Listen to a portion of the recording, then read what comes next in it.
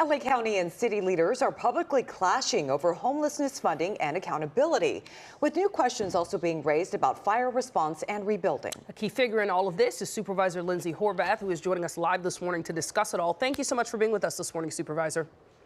Thank you for having me. So let's start with this. You accused Mayor Karen Bass of misinformation over homelessness funding. Tell us what you feel the mayor got wrong, and why did the county pull money from the Los Angeles Homeless Services Authority?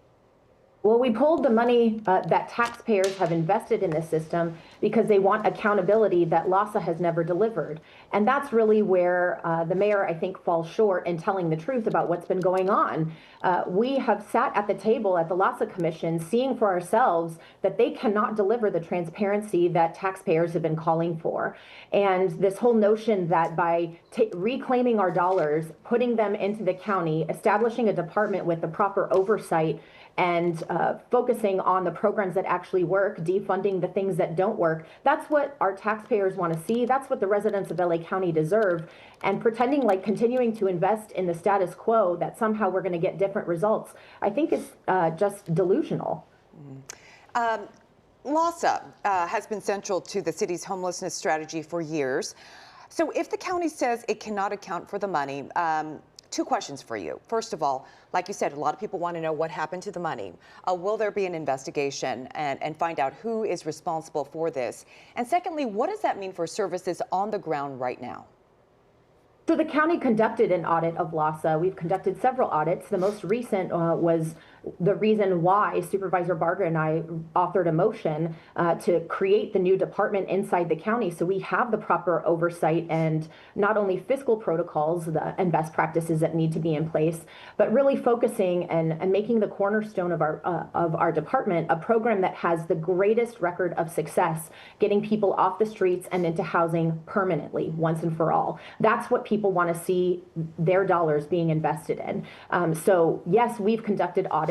We have seen that the protocols aren't there in LAHSA. That's why we're standing up a new department with those best practices in mind. We've also created a centralized response center where we've been bringing council members from Los Angeles over to see exactly how we're changing the system and inviting them in to work with us. So there are many council members, both in the city of Los Angeles and many other cities, who want to work with us because they know that the status quo doesn't work. And they want to make sure that their dollars are being invested in a different kind of response on the streets.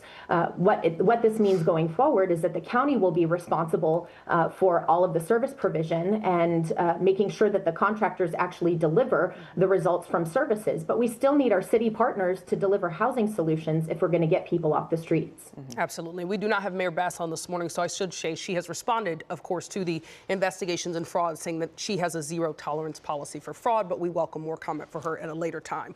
We do want to turn now to another crisis LA's been facing, the LA wildfires. You have called for an independent review of the city's fire response, which of course has been a huge issue after that official action report, you say, lost all credibility because we've heard that it was watered down. Tell us the issues there and how you think this can be fixed, because a lot of fire victims, of course, just find this unacceptable.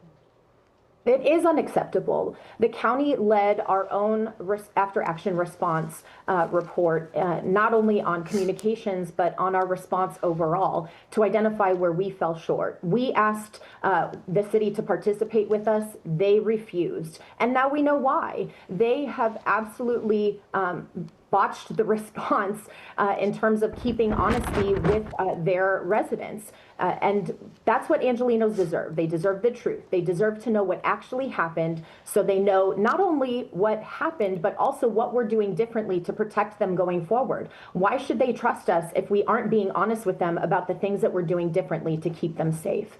And the fact that the city continues to offer different responses, they have acknowledged that they've changed their answers.